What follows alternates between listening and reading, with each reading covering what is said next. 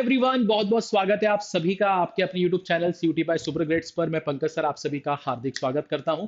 और आज का जो सेशन है वो बहुत ही इंपॉर्टेंट होने वाला है, बहुत ही खास सेशन है उन बच्चों के लिए जो कि आने वाले समय में सीयूटी एग्जामिनेशन देने वाले हैं, या उन बच्चों के लिए भी जो अभी 10th से 11th में शिफ्ट हुए हैं और उन्हें लग रहा है कि हमारे बहुत अच्छे दिन चल रहे हैं, बहुत रिलैक्स होकर वो पढ़ाई कर रहे हैं। बट एक्चुअली में उन्हें बहुत सिंसियरली पढ़ना है क्लास 11th को, क्योंकि आज हम ये डिस्कस करने वाले हैं कि क्या क्लास 11th का मैथमेटिक्स का सिलेबस आपके सीयूटी एग्जामिनेशन के लिए इंपॉर्टेंट है या नहीं है। ठीक है, और अगर है तो कैसे, वो आज हम आपको बताने वाले हैं। तो इस सेशन को आखिरी तक जरूर देखिएगा और आपको बहुत कुछ यहाँ पर जानने को मिलेगा और आपके बहुत सारे डाउट्स यहाँ पर क्लियर होने वाले हैं। तो चलिए शुरू करते हैं आज के इस सेशन को।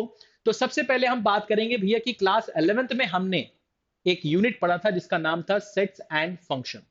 अब सेट्स एंड फंक्शन में हमने जो शुरुआत करी थी वो सेट से शुरुआत करी थी कि सेट्स क्या होते हैं। ठीक है, टाइप्स ऑफ सेट हमने पढ़ा और फिर बाद में हमें पता चला कि अच्छा, इसी सेट में से अगर हम कोई छोटा सा टुकड़ा उठा लें जिसे हम टेक्निकली या मैथमेटिकली क्या कहते हैं, सबसेट कहते हैं, तो उसे हम क्या बोलेंगे कि ये जो है, ये जो सबसेट हमने उठाया ये इस बड़े वाले सेट का क्या है, रिलेशन है।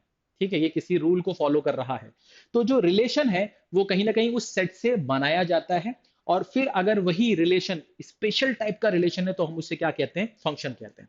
तो हमने यहाँ पर जो कुछ भी बेसिक चीजें पढ़ी वो हमें यहाँ पर जो पढ़ा वो यहाँ पर काम आया, फिर यहाँ पर काम आया। बट यहाँ पर हमने जो कुछ भी पढ़ा वो फिर हमें यहाँ पर क्लास 12th में एक यूनिट था जिसका नाम था रिलेशंस एंड फंक्शन, वहां पर भी हमारा बेस का काम करता है। तो यहाँ पर रिलेशन एंड फंक्शन आप पढ़ते हैं, जो कुछ भी आपने वहां पर शुरुआत की थी क्लास 11th में उसी को यहाँ पर थोड़ा और आगे बढ़ाया जाता है, कुछ और चीजें इंट्रोड्यूस की जाती हैं। टाइप्स ऑफ रिलेशन हो गया, फिर अगर हम इक्विवेलेंस रिलेशन की बात करें या हम टाइप्स ऑफ फंक्शन की बात करें या फिर हम इनवर्स ऑफ फंक्शन की बात करें, कॉम्पोजिट फंक्शन की बात करें, तो बहुत सारी चीजें यहाँ पर और इंट्रोड्यूस की जाती हैं। बट साथ ही साथ इसका जो बेस था वो आपको यहाँ पर बनाया जा चुका था। ठीक है, स्पेशली यहाँ पर आप domain and range of function पढ़ते हैं जिसके बारे में थोड़ा बहुत आपको 11th में भी डिस्कस किया गया था। बट यहाँ पर आप बहुत सारे और भी न्यूमेरिकल्स करते हैं अलग अलग फंक्शंस के साथ में। तो यहाँ पर मैं ये कहना चाहता हूँ कि जो भी आपने क्लास 11 में पढ़ा वो कहीं ना कहीं क्लास 12 में आपका बेस बनाता है और यही क्लास 12 का सिलेबस आपके सीयूटी एग्जामिनेशन में पूछा जाता है। तो इनडायरेक्टली इनडायरेक्टली क्लास 11 का सिलेबस बहुत बहुत इंपॉर्टेंट रोल प्ले करता है आपके सीयूटी एग्जामिनेशन में, क्योंकि आपका अगर नींव जो है, बेस जो है वो अगर स्ट्रांग होगा तो क्लास 12 भी अपने आप अच्छा हो जाएगा और आपका सीयूटी एग्जामिनेशन भी बहुत बेहतर हो जाएगा। ठीक है, साथ ही साथ इसको और एग्जांपल के थ्रू समझते हैं। जैसे कि क्लास 11 में आपने एक और यूनिट पढ़ा कैलकुलस के नाम पे, वहां पर सिर्फ आपने दो टॉपिक्स पढ़े थे, लिमिट्स एंड डिफरेंशिएशन। यहां पर आपने क्या किया था, आपने लिमिट्स के बहुत सारे फॉर्मुलेस पढ़ लिए, डिफरेंशिएशन के बहुत सारे फॉर्मुलेस पढ़ लिए और फिर उन पर कुछ न्यूमेरिकल्स किए और फिर आप आए कहां पर, क्लास 12 में। क्लास 12 में आपने सी एंड डी नाम से एक टॉपिक पढ़ा, कंटिन्यूटी एंड डिफरेंशियबिलिटी, कि फंक्शन कंटिन्यूअस है या नहीं है, डिफरेंशिएबल है या नहीं है। तो आपने यहाँ पर देखा होगा या ऑब्जर्व किया होगा कि कोई भी फंक्शन कंटिन्यूअस है या नहीं है उसको चेक करने के लिए हम लिमिट की हेल्प लेते हैं, और लिमिट आपने पढ़ा था क्लास 11th में। तो आपको देखना होता है कि कोई फंक्शन की राइट हैंड लिमिट पर, लेफ्ट हैंड लिमिट पर और वो फंक्शन उस पॉइंट पर अगर इन तीनों की वैल्यू सेम आ जाती है तो आप बोलते हैं कि वो फंक्शन कंटिन्यूअस है। साथ ही साथ डिफरेंशिएबिलिटी में भी हम राइट हैंड डेरिवेटिव यानी कि डिफरेंशिएशन, लेफ्ट हैंड डेरिवेटिव, हम ये भी चेक करते हैं। तो यहाँ पर कहीं ना कहीं क्लास 11 का जो सिलेबस है वो यहाँ पर आपका बेस बनाता है ना, और इसी बेस की वजह से आपका ये 12th भी बहुत अच्छा हो जाता है और यही सिलेबस आपके सीयूटी एग्जामिनेशन में पूछा जाता है। फिर आपने डिफरेंशिएशन यहाँ तो पढ़ा था, बट यहाँ पर फिर आप जो डिफरेंशिएशन पढ़ते हैं इसमें बहुत सारे और भी फंक्शंस आ जाते हैं, है ना। लॉग के फंक्शन आ गया, एक्सपोनेंशियल फंक्शन आ गया, ट्रिग्नोमेट्रिक फंक्शन आ गया, इनवर्स ट्रिग्नोमेट्रिक फंक्शन आ गया। तो बहुत सारे और भी फंक्शन का डिफरेंशिएशन आप यहाँ पर सीखते हैं।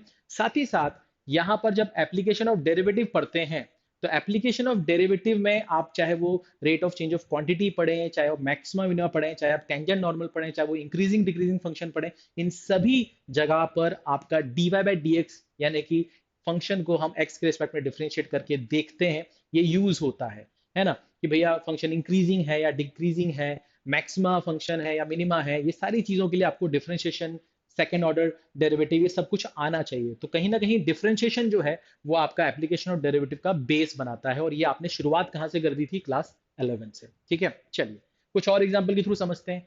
साथ ही साथ यहाँ पर एक बहुत ही इंपॉर्टेंट चीज मैं आपसे और कहूंगा कि यहाँ पर क्लास 11th में आपने एक और यूनिट पढ़ा है जिसका नाम है ट्रिग्नोमेट्री। ठीक है, ट्रिग्नोमेट्री।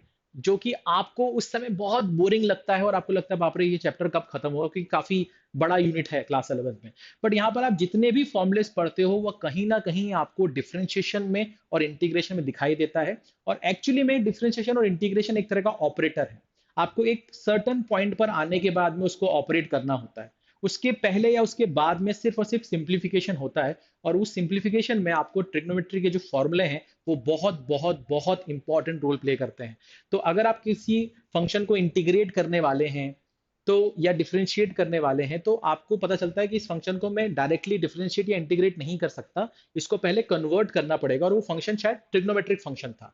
तो कहीं ना कहीं ट्रिग्नोमेट्री बहुत इंपॉर्टेंट रोल प्ले करती है डिफरेंशिएशन में और इंटीग्रेशन में। अगर आप ध्यान से देखेंगे तो आपका बहुत सारे ट्रिग्नोमेट्री के फंक्शंस आपको दिखाई देंगे इंटीग्रेशन और डिफरेंशिएशन में।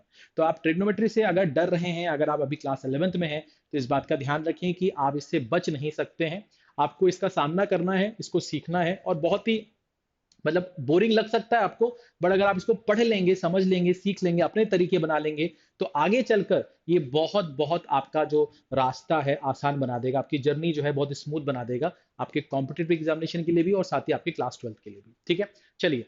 तो इसके बाद हम बात करते हैं कुछ और एग्जाम्पल के थ्रू कि क्लास 11th में आपने यहाँ पर ये permutation combination and binomial theorem पढ़ा था। तो परम्यूटेशन कॉम्बिनेशन कहीं ना कहीं आपकी जो प्रोबेबिलिटी है ना, उसका बेस बनाता है। प्रोबेबिलिटी में काफी यूज है आपके परम्यूटेशन कॉम्बिनेशन का, या एक परम्यूटेशन कॉम्बिनेशन से जो आप एक सोच डेवलप करते हो वो कहीं ना कहीं आपको प्रोबेबिलिटी में हेल्प करती है ना, क्वेश्चन को अप्रोच करने में कहीं ना कहीं आपको हेल्प करती है अगर आपने परम्यूटेशन कॉम्बिनेशन अच्छे से पढ़ा है, समझा है, सीखा है। साथ ही साथ यहाँ पर बाइनोमियल थ्योरम आपने पढ़ा, यहाँ पर आपका बाइनोमियल डिस्ट्रीब्यूशन आता है।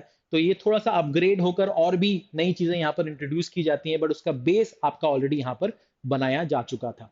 तो कुल मिलाकर मैं आपसे बस यही कहना चाहता हूं कि आपके अंदर ये डाउट अगर है, या कोई आके आपको बोलता है कि अरे सिर्फ क्लास 12th में बहुत अच्छे से पढ़ना और क्लास 12th का सिलेबस आपके आगे वाले एग्जामिनेशन में आने वाला है, तो वो आधी अधूरी जानकारी आपको दे रहे हैं। पूरी तरह गलत नहीं है, बट वो पूरी तरह सही भी नहीं है।